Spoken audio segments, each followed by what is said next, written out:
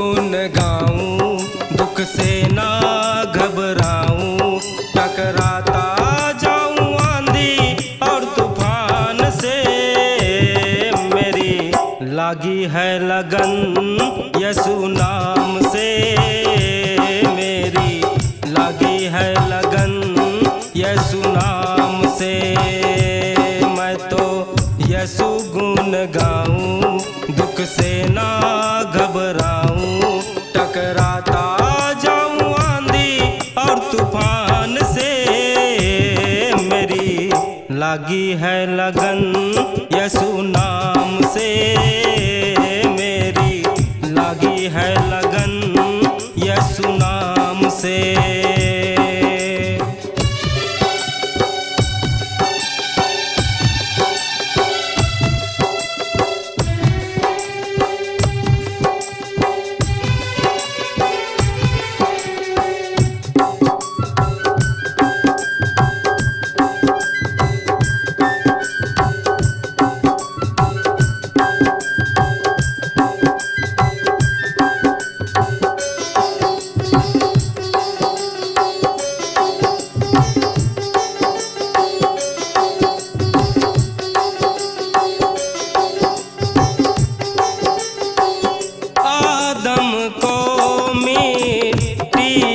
बनाया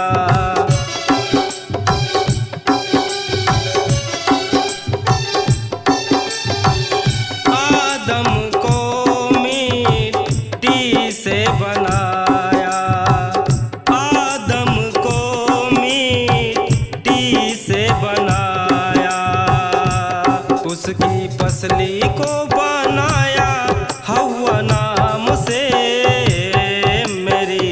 लागी है लगन यीशु नाम से, मेरी लागी है लगन यीशु नाम से।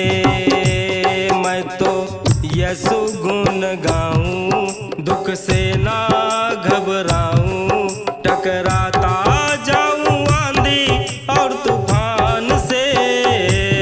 मेरी लागी है लगन यीशु नाम से, मेरी लागी है लगन यीशु नाम से।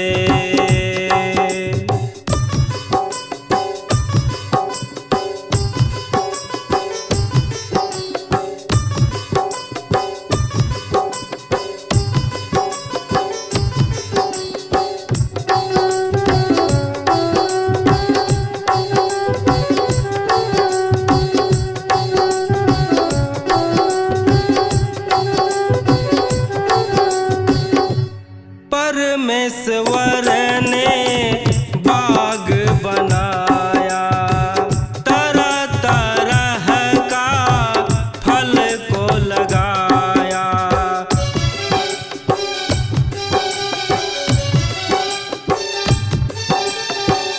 परमेश्वर ने बाग बनाया, तरह तरह का फल को लगाया।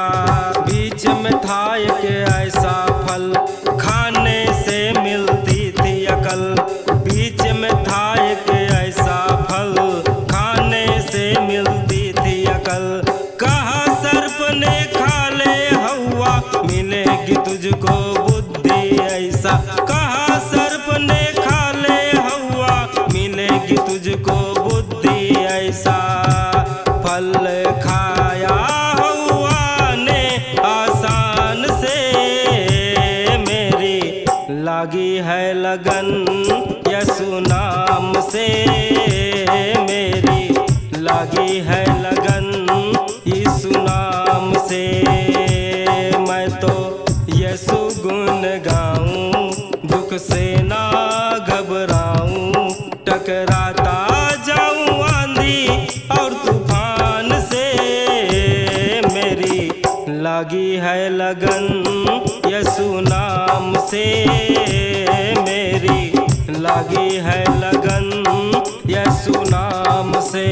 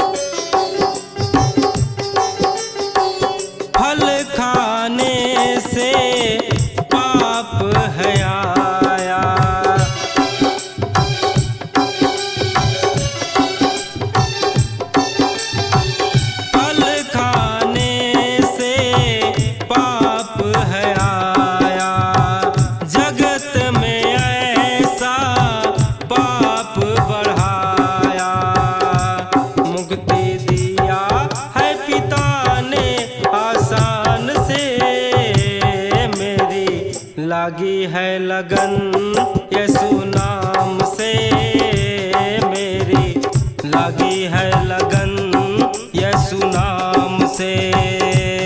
मैं तो यीशु गुण गाऊं, दुख से ना घबराऊं, टकराता जाऊं आंधी और तूफान से। मेरी लागी है लगन यीशु नाम से, मेरी लागी है लगन।